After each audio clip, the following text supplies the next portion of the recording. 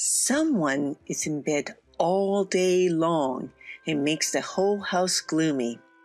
It's really annoying because she can't even take care of herself.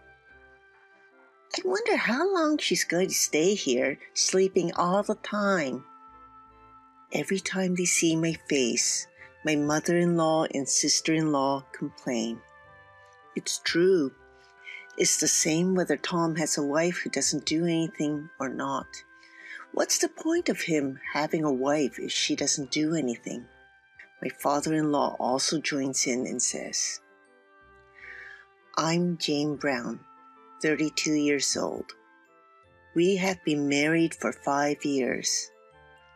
My father died because of an illness when I was in high school, and my mother died soon after I got married. I have loved drawing since I was a child, and my dream was to become a picture book artist. After graduating from high school, I went to design school and got a job at a small design office as an illustrator. My husband worked for an advertising company, and we met when he came to our office asking me to illustrate a character for an ad. After 2 years of dating, we got married. My sister-in-law also lived with my in-laws, but we decided to stay with them after we got married. When we got married, I became a freelancer and they allowed me to work from home. I wanted to be a good wife and did my best at housework. It was easy to do because my mother-in-law didn't seem to like housework very much and told me that I could do whatever I wanted. My sister-in-law was also indifferent to housework and then went out for drinks and dinners with her colleagues and friends every day. So we rarely had meals together, but we lived together without any problem. However, 3 years ago, I fell down a flight of stairs at a train station and was seriously injured. My life changed drastically. I suffered a spinal injury that left me with a severe disability, paralysis of the lower half of my body. It was quite a shock at first, but 3 years have passed and I am gradually getting used to this kind of life. My in-laws cared for me when I was injured, but they didn't expect that I would be unable to stand on my own legs for the rest of my life. And as 3 years passed, many things changed. In the midst of all of this, my sister-in-law got married 2 years ago and left home. Now I won't have to see Jane anymore. I clearly sense that my in-laws are annoyed with me, who is now almost bedridden. I could not refute my parents-in-law, as I can understand that it would be a burden to have a bedridden person in the house. Since my in-laws' house is old, there's no space for a wheelchair to pass through. And I, who cannot move without a wheelchair, has to stay in bed. However, I had been working from home before the accident, so I am able to continue doing so.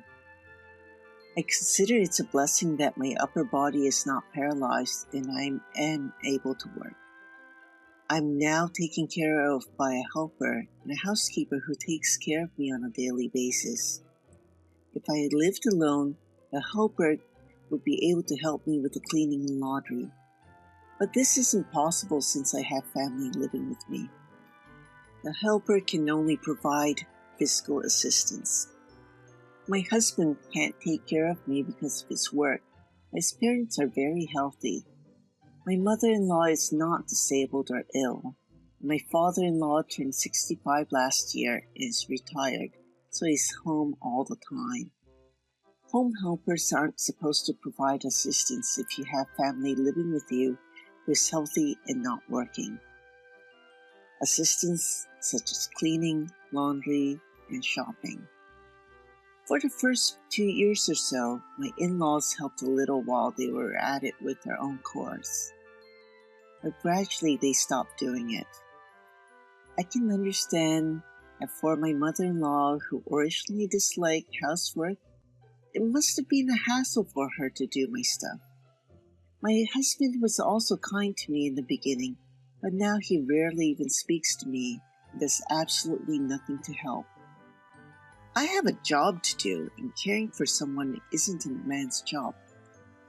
That's all he says. Just because my in-laws don't do anything for me doesn't mean that the helpers can assist me because of regulations.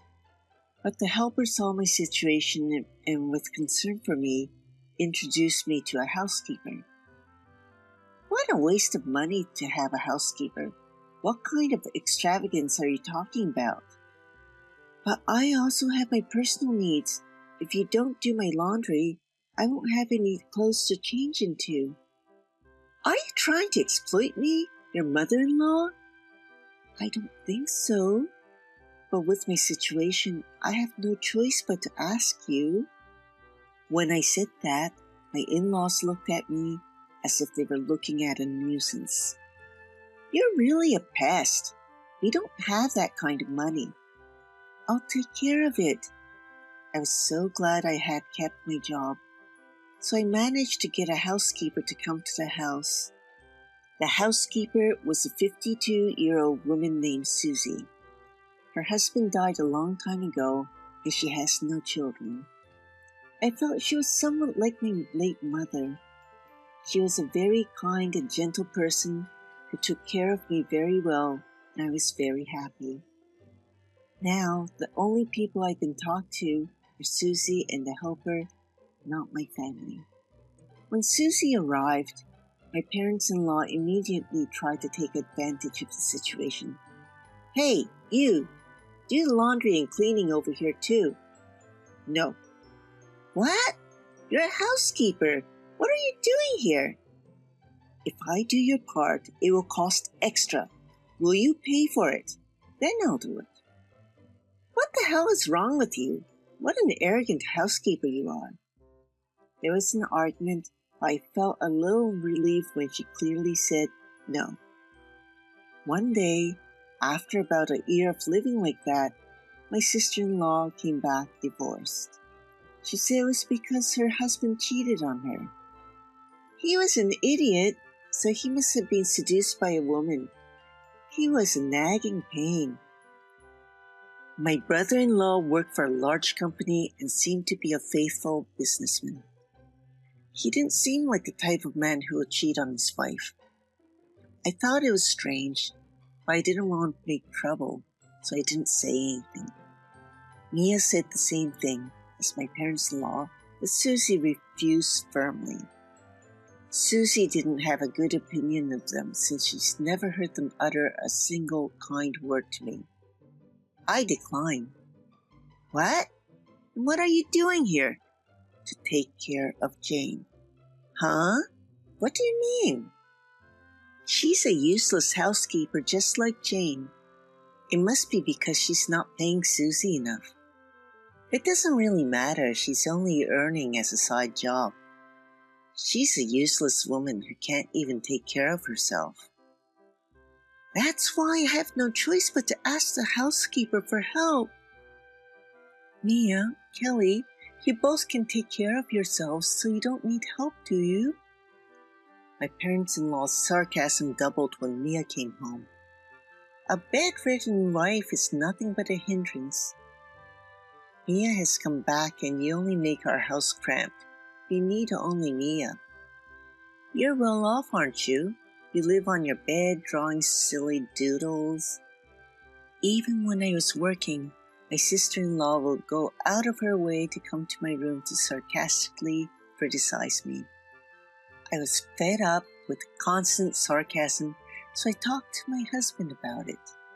Hey, tell your mother-in-law and Mia to be a little more careful with their words. I'm hurt too. But it's the truth. What do you mean, the truth? You can't even do your own housework. All you do is sleep on the bed all day. I'm not just sleeping, I'm working. You're working in bed.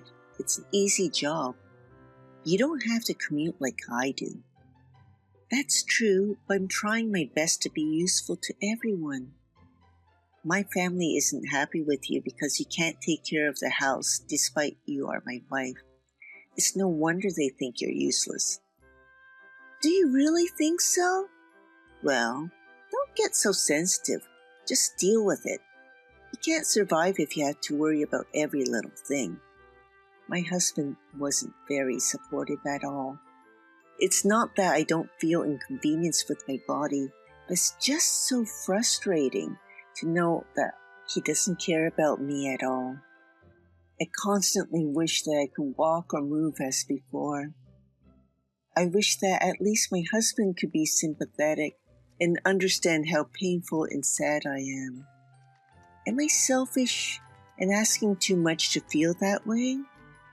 When I think of that, even though I try not to cry, tears flow. I was in an accident. I got this body, and yet I'm trying to look forward and do my best, and I will not lose because of this. I have been trying to push myself, thinking that there are many other people in the world who are suffering more than me. I feel sad that I don't have my parents to rely on at a time like this. But I also think that it's good because they don't need to see what I'm going through. But when I think that there's no one in this house to stand by me anymore, I feel more and more miserable.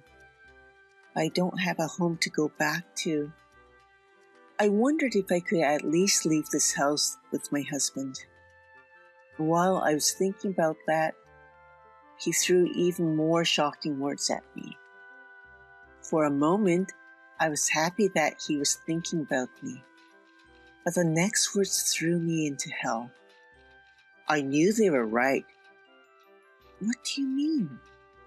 I think they'll be better off with a younger, healthy wife than you. What? I want to have an heir, after all. But with you, I'm not ready. I don't know. It's just impossible. I felt as if someone had clubbed me in the head. I couldn't believe that my husband would say such a thing to me. I realized that I could no longer expect anything from him. Tom said a lot of things after that, but I couldn't hear anything. The only thing I understood was that he wanted to divorce me. You're useless, like a piece of trash. You may be paying for a housekeeper, but you don't make much money anyway, so you won't have anything left after paying the housekeeper's bill. You're just a burden to us. You're a parasite that hangs around our house. Right, even helpers don't come for free. Parasites that spend money for helpers, get out. I felt that there was no point in staying here any longer after being told such things by both my husband and in-laws.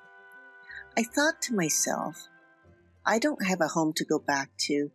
I just have to find a new place to live. Okay, I'll move out. I asked Susie to help me find a new place to live. She was happy to help me, and now all the procedures can be done online, which is very convenient. After all the paperwork was done, I gave Tom the divorce papers. Good! You finally made up your mind. But don't hate me. Hate yourself for having such a body. Fine. But are you sure that you're okay with me leaving? Of course it's fine. I'll find someone more suitable for me. Everybody says I'll find a better wife. Will you be able to make a living? Don't worry about that. Dad's retirement money is still there, and Mia says she got plenty of compensation for the affair. We won't have to worry about money for a while, so I don't need to depend on you anymore. Oh, sure. Then do what you like. I thought Tom seemed to be blind to reality. I moved out without saying anything. And there were some positive things as well. Living alone, a helper could support me with my daily life. They can help with things like cleaning, the laundry, and shopping. I felt really grateful. But I continued to have Susie coming by as before. In fact, she was a businesswoman who worked hard at a major company before she got married, and she is really digitally savvy. But being a large corporation, it was an extremely competitive place, and she just got sick of it. and quit when she got married. That was 20 years ago. Susie laughed when she said that. But I wondered if the reason she was able to stand up to my ex-in-laws came from her experience. So now, she is no longer my housekeeper, but is managing my business. She is happy to do it and is a lifesaver. Besides, the new place I moved to is a barrier-free apartment that is wheelchair accessible, so I can move around by myself. The kitchen is spacious enough for me to cook. Just when I was beginning to think that I was finally getting used to my new life, my ex-mother-in-law started to call me a lot. But there was nothing more to talk about, so I decided to ignore the calls. Partly because Susie's support was great, and partly because I could focus on work without all the drama, my business was doing so much better and didn't have time to deal with my ex-mother-in-law. A year passed. I still hear from Mia, though not as often as before. My life was established, so I decided it was time to settle things for once. And I picked up the phone. Hello? Finally, you answered. Why haven't you ever answered the phone? I was worried that something had happened. She suddenly spoke to me in a sweet voice. She had never said anything like that when I lived there. I suspected that she was probably in trouble and heard about me. I wondered what kind of life she had in the past year. I'm grateful for your concern, but I'm fine and doing well. You don't need to worry about me. Oh, well, that's good to hear. By the way, yes? Well, do you still want to live with us like before? Excuse me? You can't be happy living with a parasite, a piece of garbage. I've been thinking about it a lot. It wasn't right to leave you, a physically disabled person, alone. We'll take good care of you so you won't have to worry anymore. I'm doing great. Since I'm on my own, my helper can support me with my chores. They do my cleaning, laundry, and shopping. Besides, Susie helps me with my work. No issues at all. About that business? Is it true you're making more than Tom? Yep. But at the time of the divorce, he seemed to forget about it. He said that you're earning close to $15,000 every month. My income was covering their living expenses. At the beginning, after the accident, they were helping me. At the same time, Tom's company wasn't doing well and his pay was cut. But fortunately, my income had been increasing. So I offered to help. At first, he was saying things like, sorry. We didn't tell his parents anything, since he said they were worried if they found out that his salary dropped. But after 3 years, he seemed to forget that I was paying for most things. I thought he should put aside his own salary when we divorced, but I didn't dare mention it. I also knew that the cause of Mia's divorce was not because of her husband cheating, but because of her. He had contacted me.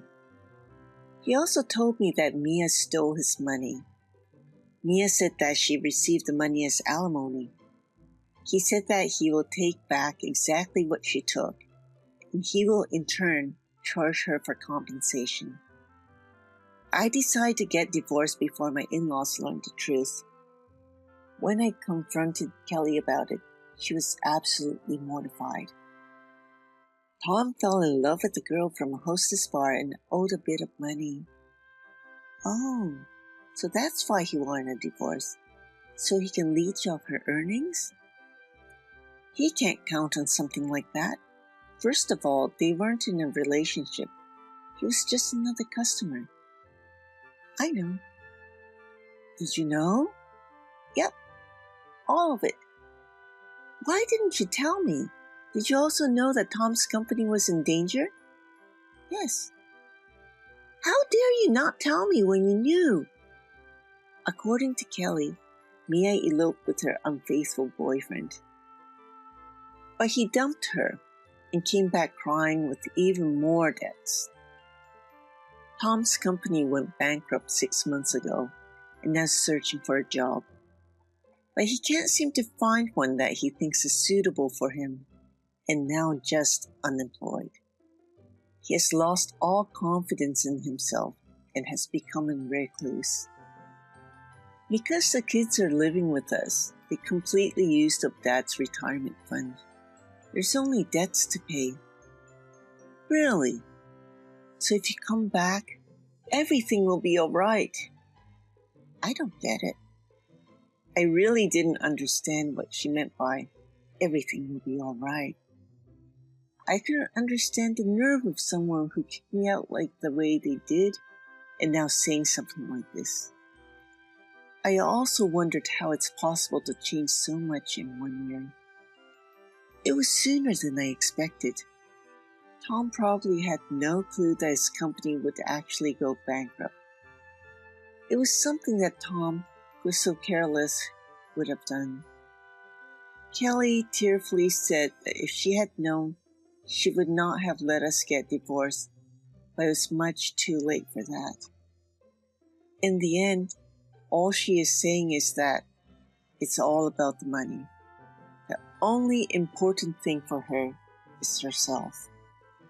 Mia says she doesn't feel like working right now, so she's become a couch potato and gaining weight. Oh, we sold the house to pay off the kids' debts. The house was old and worthless, so they were deducted the cost of clearing the land, and the location was bad, so they didn't get much money for it. Now the family of 4 adults are living in a cheap apartment with only 1 room and forced to live a hard life. Kelly cried on the phone, saying that they were forced to work part-time from morning to night and were so exhausted. It's all your fault since you didn't answer my calls. Only if I was able to reach you before we sold the house. What do you mean? If you had known we were selling the house, you would have helped us, wouldn't you? You lived in that house too, so you must have some attachment to it, right? Not at all. Huh? It stunned me to think just how self-centered she was. I was really glad I didn't answer the phone. Well, even if I had answered, there's no way I would have gone along with such a story. Oh, so both Tom and Mia are being parasites to you? Mother? No. Kelly? So please, come back. You're the only one we can count on. Nope. I'm not family. Don't rely on me. Don't say that. We're sorry for what we done. I apologize. Oh, I couldn't grasp how she could say this. I started to get a headache. I decided it was time to give them an ultimatum and call it a day. I declined. But the reason I picked up your call today is because I had something I want to let you know. What is it? I'm going to sue all of you. What? Why should we pay? Besides, it's not like he cheated on you. He wasn't even with the girl from the hostess bar. It's not for cheating. It's for the mental anguish caused by the verbal abuse I received from all of you. Huh? I told her that I recorded and videotaped all the abusive language from them. When I told her the evidence I had, she became quite upset and hung up the phone abruptly. Maybe she thought I might demand more if we continued our talk. I wonder if this was what it was like to feel guilty. When I made a request for compensation through my lawyer, Kelly tearfully pleaded to somehow make it go away. They complained about the current situation. Of course, there was no way I would accept. I have been asked to illustrate a picture book. I'm one step closer to my dream of becoming a picture book author someday. Many things have happened to me, but I would continue to live my life positively and without taking myself too seriously.